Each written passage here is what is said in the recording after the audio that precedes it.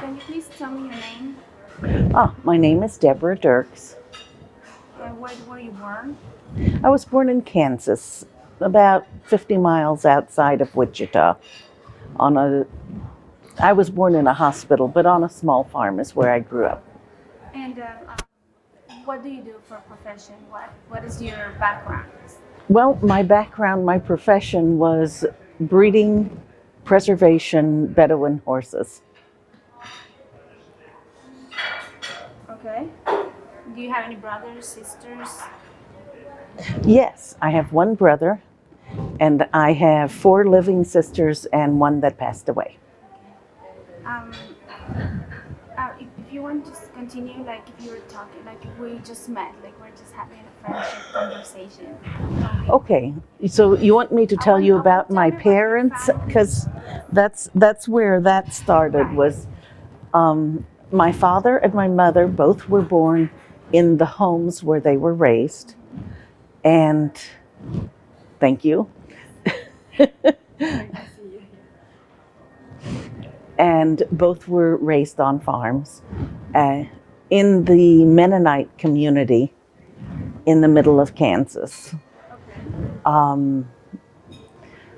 Both of them went to high school in Mound Ridge, went to college at Bethel, though neither of them got their degree. My father was a farmer. My mother taught school before she married my father. My father was a peace activist during World War II, and that was very difficult because we are of German background. So the Mennonite religion is a pacifist religion, so they don't believe in war at all. Do you have any on your memories as a childhood? I know you said no funny stories, but maybe something sad or something like that you can remember. Oh, I have lots of funny stories from my childhood. We had very tall barns, and the white one had a big sloping roof. We used to climb to the very top of it, which would maybe be almost 40 feet probably in the air. And we would slide down that roof like that was our slippery slide. We weren't allowed to do it, but we did it a lot. So, were the place where you were born, the city where you lived, what kind of place? You said it was a farm. But Yes, it was both grain and animals. We had maybe 100 head of cattle, about 300 head of sheep, maybe 30 horses. And I loved the horses. They were my thing from the time I was knee-high to a grasshopper. wow. So I trained my first horse when I was 7, and I rode horse all throughout my youth, competing in 4-H and doing some rodeos, riding the barrels and this sort of thing in rodeos. I also rode on the track in Kansas. Okay. Did you win any competition? No, not on the track. Certainly I won plenty of riding competitions, even taking reserve champion in the Pinto Western class at the state fair and this sort of thing, and reserve champion at the national, what was that called? Oh, the Royale in Kansas City. Okay, so let's move to your education. Like, starting from your primary school and... I went to a rural primary school. They still had those then. There was from 1 to 8, they didn't offer kindergarten, but from grades 1 to 8, there were 75 students in our school, 2 classes per classroom. So the 1st and 2nd grade were always in the same classroom, and then the 3rd and the 4th, the 5th and 6th, and the 7th and 8th. And then I went to Mound Ridge High School. And after my junior year, I got married. and moved to Boston. Okay. You got married pretty young. I was 17. Do you remember, I mean, were you a good student? Were you I was an okay student. student? Yeah.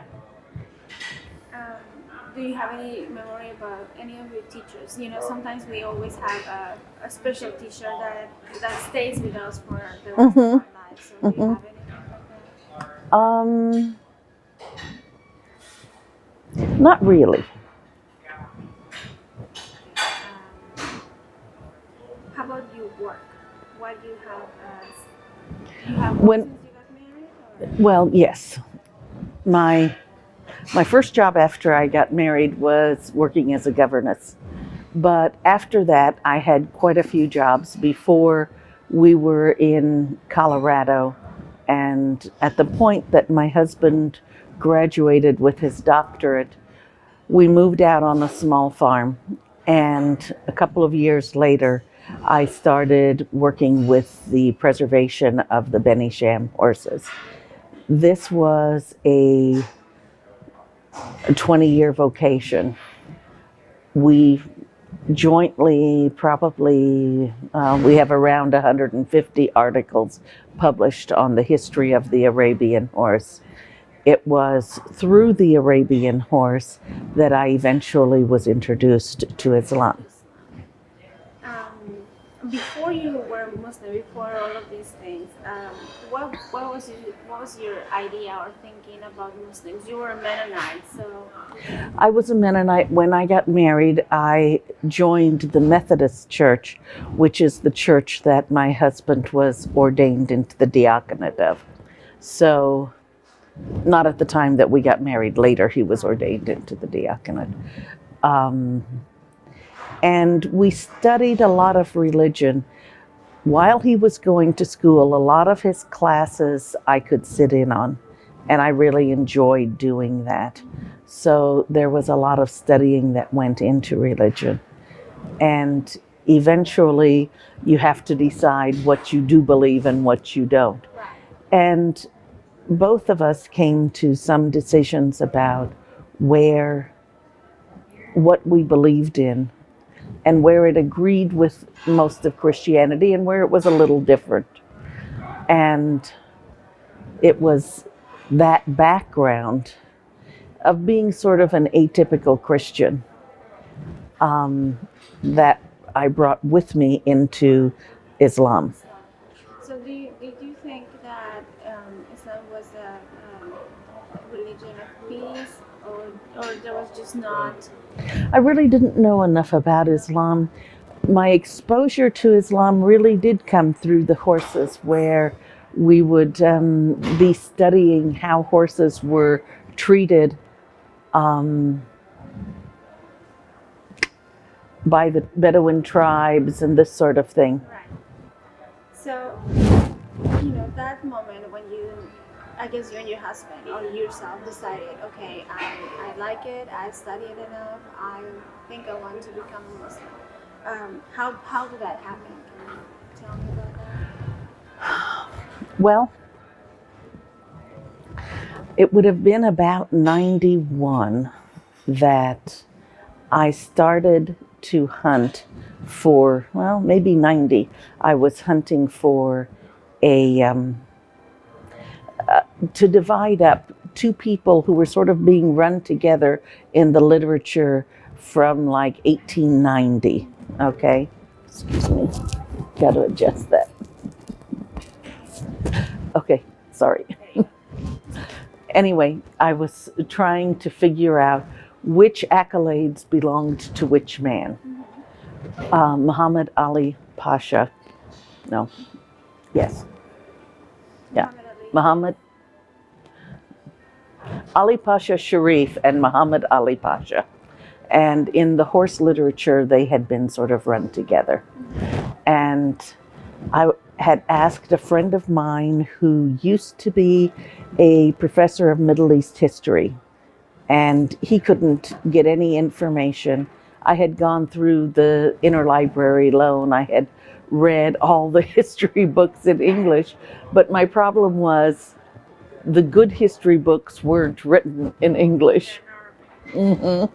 So I had asked this friend, and he was a retired professor, and he had sheep and goats on his little 5 acres that he raised. And he said, you know, I have people who come out and slaughter sheep and goats at my farm, and they are from the Middle East. So I will ask them if they know the difference. So I wrote down the names of the 2 gentlemen and this sort of thing. And a month went by and I had heard nothing back from him. And one day he called and he said, I found somebody who knows the difference between those 2 gentlemen. He says, I asked him and then it took me 15 minutes to get him to shut up so I could tell him that I didn't want to know. And I thought, oh, this is just a great start, you know. But the gentleman really was, he was actually from Palestine, and he was our introduction to Muslims in the Denver area.